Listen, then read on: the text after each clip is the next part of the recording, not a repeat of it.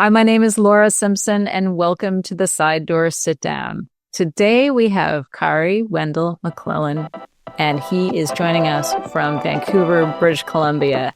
Please welcome Khari.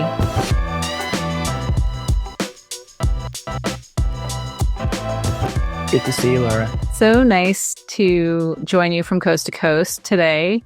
So I wanted to talk to you today about your experience as an artist and specifically about your experience doing live music. And I know that when you were growing up, I've heard you talk about how important community was. And maybe you can go back to those days and tell me about what live music was when you were just growing up, when you were a kid. I mean, I feel like my mom was sort of an unrealized musician and songwriter. Side note, she was voted class jammer of 1970 something. And so I feel like I inherited something around really enjoying what it meant to be in the excitement of music, but also the excitement of people and the party and community. And my first concert was Prince Purple Rain tour. Unreal. Yeah. The first one? I mean, First one that set the bar pretty high for live music. It was like many wardrobe changes, Sheila E. playing the drums in total darkness, except for a glowing kit and drumsticks. It was pretty amazing. But also just like being in Detroit in the 80s, like the vibe was amazing. 80s, 90s. The music that was coming in was really powerful, and there's always a lot of free music. Like there's like a festival every weekend in Detroit downtown. There's a huge amphitheater, and like there's a jazz fest, and there's like a soul fest, and there's a country fest, and there's it's like every kind of fest. African World Fest. It was like just a huge range, but every one of those was free to enter. So I feel like just culturally growing up there, I think you get exposed to a lot of music. Now that I've lived in Canada for a while, I realize that there's a different version of the same thing in a lot of smaller communities where there's a lot of incredible live music and folk traditions where people are really sharing in that kind of, community choir kind of way, that kind of thing. But yeah, when I grew up, I feel like music was everywhere. Everything was music. Everything was music. Like when I moved to Vancouver, one of the first things I realized is I was like, oh, people here are really quiet. And part of I understood that was like where I come from, people would just be blasting music out of their cars, and it was a very normal part of life. And, when you'd hear the music, you'd start dancing. It's a lot like, I think like, Latin American culture. If the jam comes on in the grocery store, people are just going to start dancing. But this is not that. Vancouver is not that place. So I didn't really realize how unique an experience I had. And yeah, I'm grateful for it. I hope that kind of answered the question. Yeah, and it also helps me understand a little bit more why I think when we first met, it was basically on the jazz festival dance floor. Mm-hmm. And yeah, there you go. Feeling completely, at any time, if it wasn't a dance floor, the freedom to move, I think, is a thing that we share. Yeah, that's it. I wonder then, so when did you start singing in front of people or playing music in front of people? How did that start? I got my first instrument at the age of 9. Well, that's not true. I had one of those electrical kind of wind-driven organ things that kids, I don't know if they still make them, but I had those as a kid. And, I was learning to play When the Saints Come Marching and all that kind of stuff. And so I feel like my mom realized that I probably had some kind of aptitude and interest. And then when I was 9, I got a trumpet. And like the greatest kind of living jazz player in my town when I was a kid was Marcus Belgraves. And he he was like one of my first instructors, and I played trumpet. I was really passionate about it early on, and then it started to wane. And by the time I was probably about 15, I stopped playing. And then I started singing in the vocal ensemble, the chorale at Cass Tech High School in Detroit. And that was when I was like, oh, maybe I can do this pretty good. My choral instructor, Dallas Grove, who was really intense, he was like, you all sound like a bunch of cats that swallowed Drano. Enunciate, like real character, like Liberace-esque. Like, I mean, I'm almost certain that that was what he was going for. Really amazing character, but also really gave me an opportunity to be in leadership. I was the lead tenor in my section and got sent to like an all-city choir, which was the most terrifying thing I'd ever done. I was so terrified that there was like 100 kids from all over the city, and I made the entire rafter shake because I was so scared. And everybody around me was like, "What's going on? Is it an earthquake?" My And I God, was like, and I was like, I'm not going to say anything, but it's me. And I often want to tell people that story because I don't, it doesn't matter where you are in your journey, but often there's a moment where you walk down a path and you feel a sense of fear or uncertainty. And that if you lean in that direction, there's a potential for it to become the thing that really gives you life.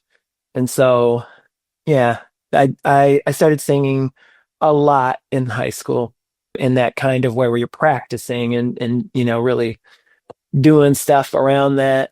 So yeah, I loved always singing as a kid. And I also want to say, like, again in Detroit, like me and my boys, my boyfriends, we were always singing together, like full out, full voice. I don't know if kids around here would do that, but definitely if again the jam came on or whatever, like we were just like, it was, yeah, I feel like it was really encouraged, and it was a culture of more expression, but also a culture of like, I want to say this, like high bar of excellence. Detroit had a lot of incredible musicians and singers.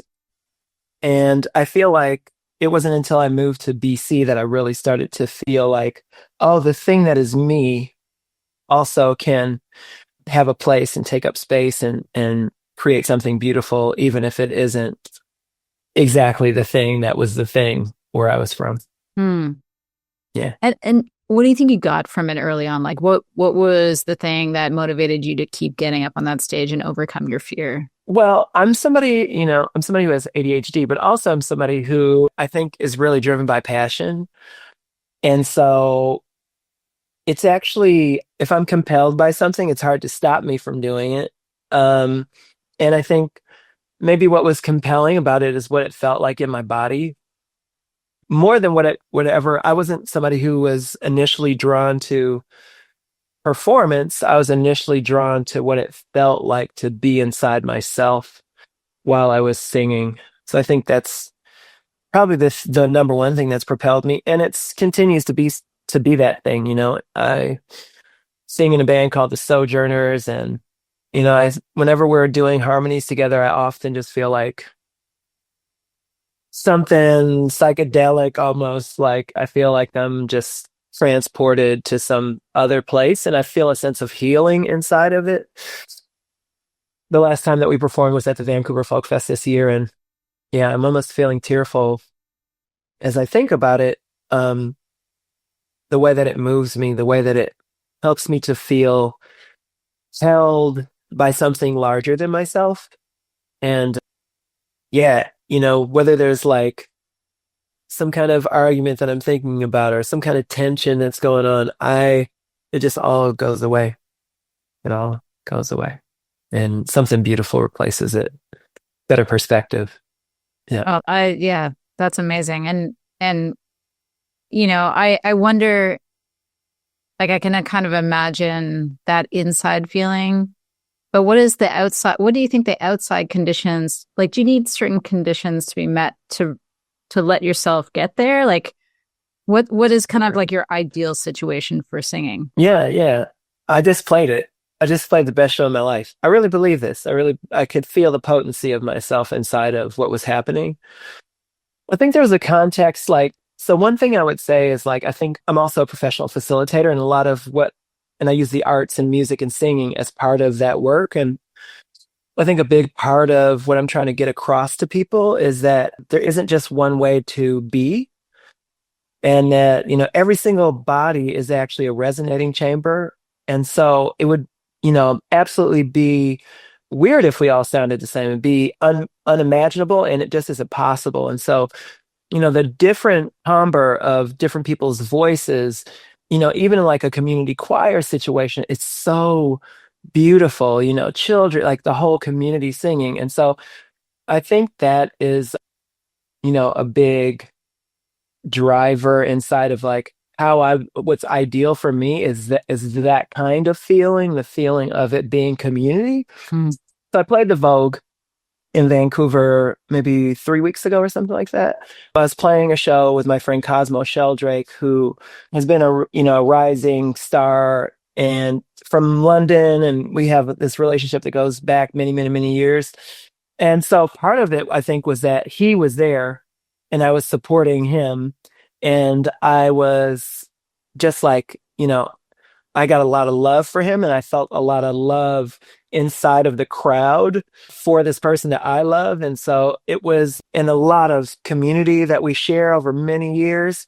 But also the moment that I came out on the stage, the entire crowd just completely lost it. And I don't think I've ever had the kind of experience that I had where, the moment I walked out, there were just shrill screams, and, longing to touch me.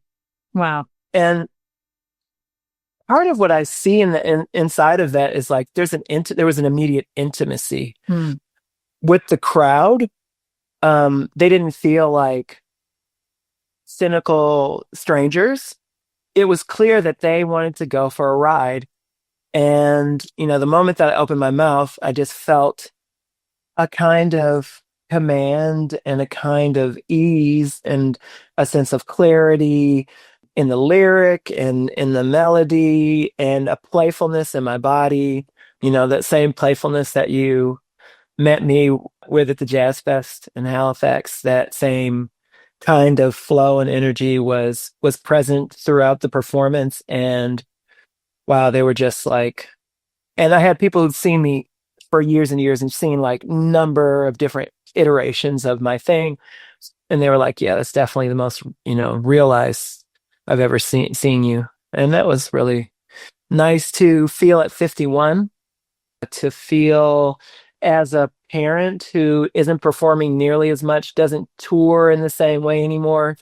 Yeah, I got a 2-year-old and a 4-year-old. And so for about 5 years, pandemic include, all that, I've been on the road, haven't been playing as much, singing as much. And then to realize that you still got it, there's a place in you that can still reach for new heights and find even deeper kinds of satisfaction through singing and playing music.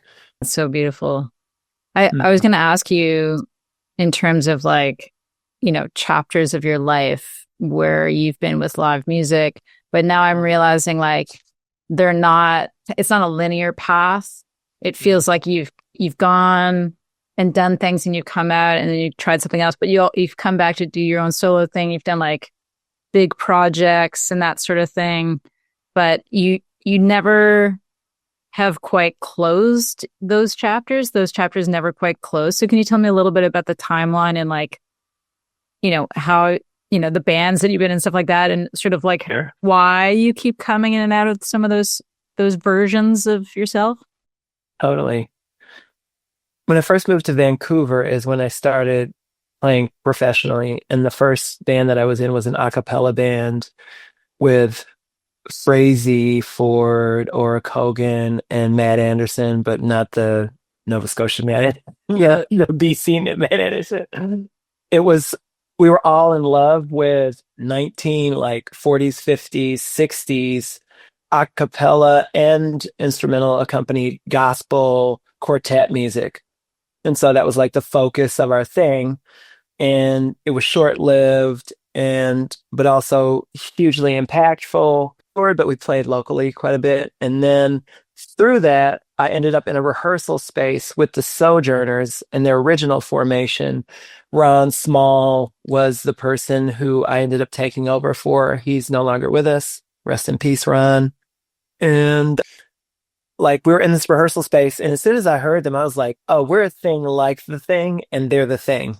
And I was like, "Oh, I need to get closer to these guys." One, I was like, "Oh, there's these Black American men, all three of them, one from Chicago, one from Louisiana, one from Texas originally." And just as soon as I saw them, I was like, "I gotta sing these guys a song." And so I sang them like, a classic song. Me and Matt Anderson sang them, a classic Soul Stirrers tune. And Sam Cooke was the lead of that song. And so I was singing that song and they were immediately just like in. And I was like, oh yeah, this is a thing. And I just basically harassed them for a while. Just as like, let me go to rehearsals, let me just hang out with you guys. I just want to feel whatever this is. I think also there was something really special for me and just like having that Black cultural experience in a place where there wasn't really a lot of Black folks, something that felt again healing and nourishing and fulfilling. And so eventually this thing happened, that thing happened. They called me in. I ended up singing with those guys, and then Ron left the group, and I ended up filling in that spot. And that was, we're still performing. I just said we performed at the Vancouver Folk Fest, and I want to say that we're close to, having played together for like 15 to 17 years, 18 years, something like that. So really special, really, really, really special. And, toured all over the world, all over Europe and Australia and, North America. And then while doing that, I started a solo thing. And that solo thing has been really dexterous and flexible in terms of its form. Sometimes it's, entered into theater pretty seriously, but always maintaining the kind of musical thing. Freedom Singer is a project that received a lot of acclaim. CBC did a documentary radio, television. It's on CBC Gem, and it really centered around sort of the history of Black Canadians, and specifically those people who were formerly enslaved in the United States who fled into Canada. And so, that was, toured a couple of times across the country in different forms. There's a book now about it. It was a very, like the nugget of it actually came to me through being in Nova Scotia. I was in Lunenburg, Nova Scotia, and Carolyn Smards Frost handed me a book called I've Got a Home in Gloryland. And I just gotten off of the stage, and I was actually just like hanging out with Ross Burns, a great prolific musician in the Halifax scene, and we're kicking it, we're cutting it. Maybe we're throwing frisbee, or maybe we're drinking drinks. I don't know, but this woman comes up, and she's pretty. I don't know. She was older. I could not figure out what she was doing there in the first place. And then she says, I've got this book for you. I think it may have relevance for you. I cracked the book open, and as soon as I started reading it, I was like, oh, this feels like a part of my story. And like, I had the concept for the Freedom Singer, just like, bam, just like that. And wrote a Canada Council grant, and bam, I had 60 something $1,000, and I was running across the country, including Halifax and Southern Ontario, just collecting stories and history. And, and then, put out an album around that. I'd already put out another EP before that, again, with Cosmo Sheldrake as a producer for that record, my friend from London. And yeah, just, felt like I was really off to the races, was writing, all along, touring, playing steadily, both with the Sojourners and my own stuff. And then, pandemic comes, I have two kids, and I really felt a real sense of grief, deep sadness around the fact that I was the identity that I had come to hold so strongly about who I was. It was about being a performer. It was about touring. It was about being creative. It was about being an artist. Was really curtailed, both by the pandemic and then by having two kids. I ended up getting a job at SFU, a very kind of part-timey job, but still a job at SFU. It really felt like what I had been doing just like completely pivoted, and I just felt a huge amount of grief and worry, a sense of being despondent around what it would be like to be an artist again. And I would say that right now I feel not that at all. I have like a really amazing, like I said, I just had one of the best performances of my life. I am also writing again and working with Jane Aurora, an amazing producer, multi-instrumentalist, and we're working on a project that I'm super, super excited by, and it's very different than anything I've ever done. And so, the road of creativity can be a long one, especially if you give yourself the opportunity to find a different path. I'm never going to be the same artist that I was, and I don't want to be. I'm never going to be the same person that I was, and I don't want to be. I want to be growing. I want to be dexterous. I want to be powerful and able to embrace what is and not what was, to be present in performance. That was one of the things that I really would note about that performance, is just how present I felt. Like every microsecond I just could feel. And so, yeah, I feel like that's the journey of my professional career. Lots of early on when I first moved to Vancouver, so much random jamming. I mean, Commercial Drive in East Vancouver was such a hub for creating musicians. I think Dan Mangan would say that was a place where he was able to cut his teeth, and so many other artists, some of the ones that I mentioned before and earlier. And, having a cheap rent, I paid $300 or $400 a month for rent forever. Wow. In a town that now seems like it would be impossible to find something like that.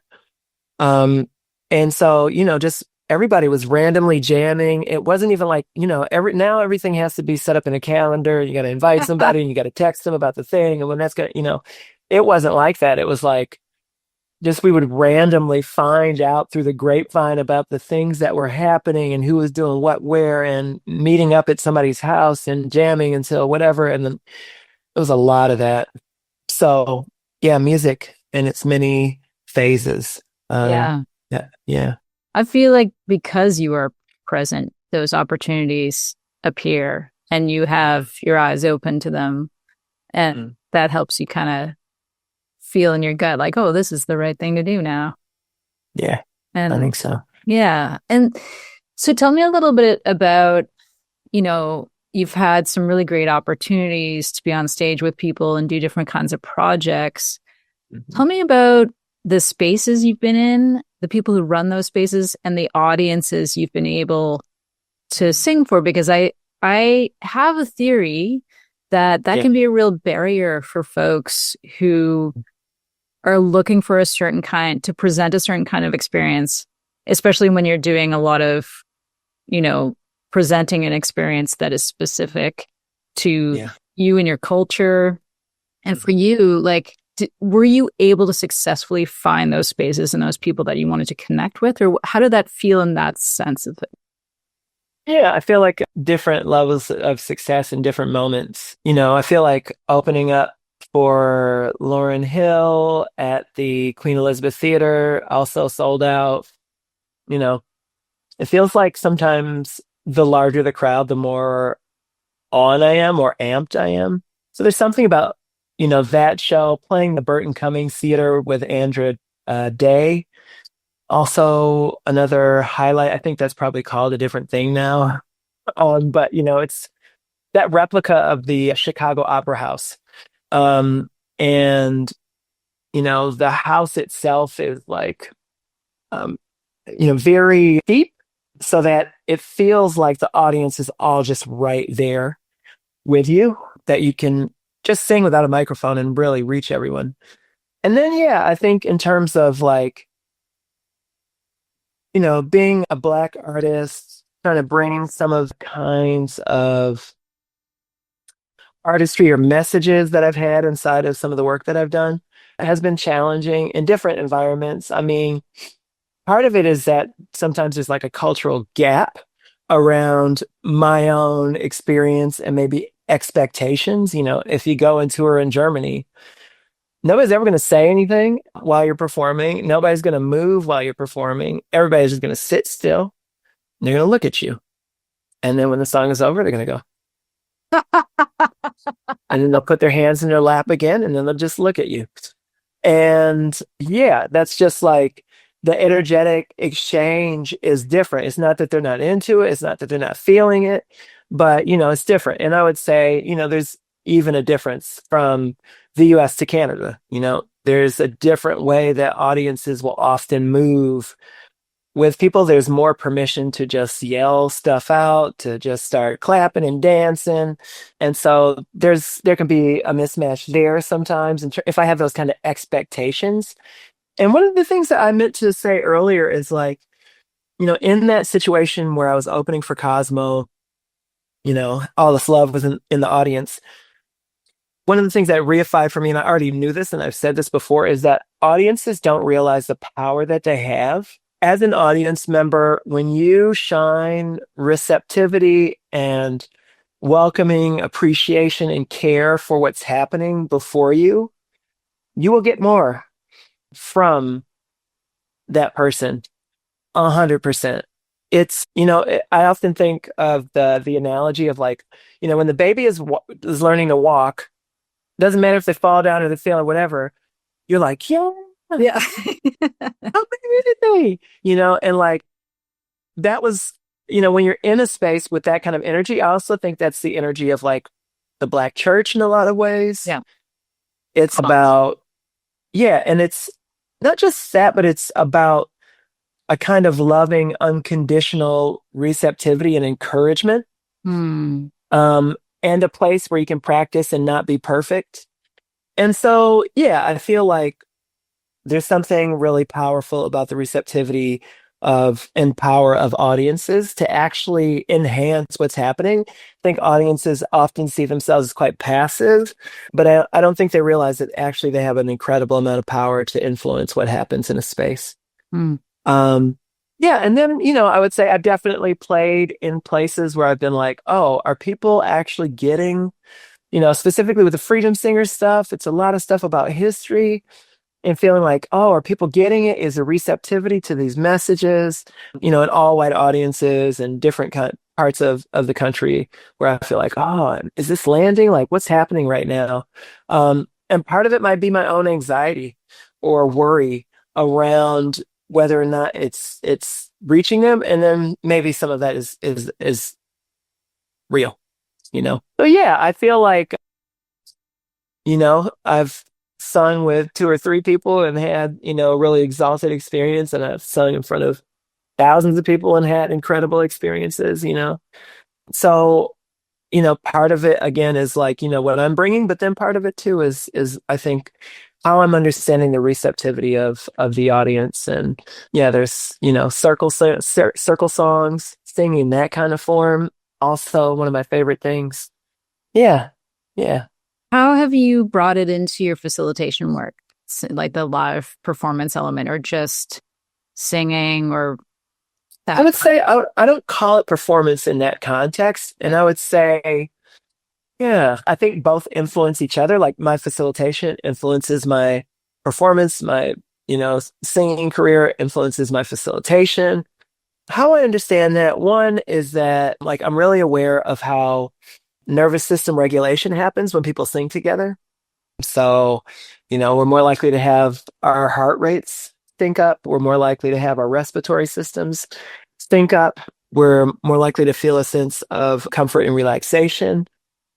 Even for the person who's a little bit nervous, you know, even if they're just kind of mouthing the thing and just listening and observing everybody, having that wash over you is a kind of magic. And so I really understand it as a way to help people to understand themselves and each other in a different way, that like a hack for community building and nervous system regulation. So yeah, I think that's kind of one of the major ways that I understand my use of song and facilitation. I think it's also always been a central part of all of the social movements that we're really well acquainted with. Um, I think that in traditional societies, indigenous societies, the centrality of song and and ceremony and the ritual of song and its purpose is really exalted. It's really understood to be really powerful. I was just with Chief Robert Joseph, and he's responsible for having held a lot of events around the Truth and Reconciliation Commission. And one of the things that he was talking about was that, you know, laws and protocol are actually being created through drama, theater, regalia, and song, and that you can touch these things in a way that's different than just with words. And so I think, that in a lot of ways kind of sums up my approach and like how I understand the utility of facilitation, that it makes it easier to touch something greater than yourself. Maybe and to understand that power. Yeah, I'd like to maybe dig into that just for a minute, because what I think I'm hearing you say too is also like you're tapping into an expression of deeper meaning or emotion that maybe is not transmitted through words on a page or, even a recorded piece of something. It's like you experiencing it live in community with somebody is part of the exchange. Yeah. Well, I mean, I think it's what the arts bring. I was just talking to someone before we were doing this, and they were talking about, a real depth of feeling, and that they didn't exactly have words to express the depth and complexity of their emotion. And then I immediately thought, like, that's what the arts are for. I said that to them, and they were like, yeah, maybe I can pour that into some art. And, I think that's part of the power of it, is that it can so accurately touch on a feeling and yet be completely abstract. It can help us to find catharsis and find a way to understand, some of the harder things in life. And so, yeah, I think that, us being together in community and trying to make meaning, trying to, ask the larger universe, like, why is all this stuff happening? That one of the ways that we come to understand ourselves and the cosmos is actually through being together and expressing ourselves through art and making meaning through creative practices, ceremonies, rituals, songs, movements, dance, storytelling, poetry. Like, all of this stuff is as old as people. I think one of the things I heard is that the part of the brain that sings is older than the part of the brain that talks. Wow. And so, again, on some deep, deep level, we can communicate things through our bodies and to each other that maybe can't be expressed in other ways. Maybe just to wrap up, I'd love to hear what your thoughts are about like hopes for the future in terms of the role of like, and I actually want to, I've been saying live performance, but what we've been talking about is so much less transactional. And I think, we would agree that like the transactionality of performance is something that we'd like a little bit less of and a little bit more of the community that you're talking about. So what is sort of your hope or even like recommendations for like how to capture that in a meaningful way in the future? Well, I just don't think we're going to have a choice. I think it's the only way we're going to survive this epic is to be in small places together, holding hands, holding each other, holding each other's babies, holding each other's elders, singing the songs that help us to remember who we are, help us to remember who we belong to and what we care about. And that will be the thing that helps us to survive whatever comes. And it always has been. So yeah, that's my thought. I love it. Any final parting words? Yeah, I hope we're in the circle together, singing all this. Yeah. Me too. Yeah. Yeah. Thank you so much. I really appreciate your time and all of your efforts and all of your projects. And we'll put as much reference to the amazing body of work that you've put out there. Some of it's obviously untouchable because it was only experienced once in one place at one time. But yeah, all the best to you. All the best to you. Thank you so much. Oh.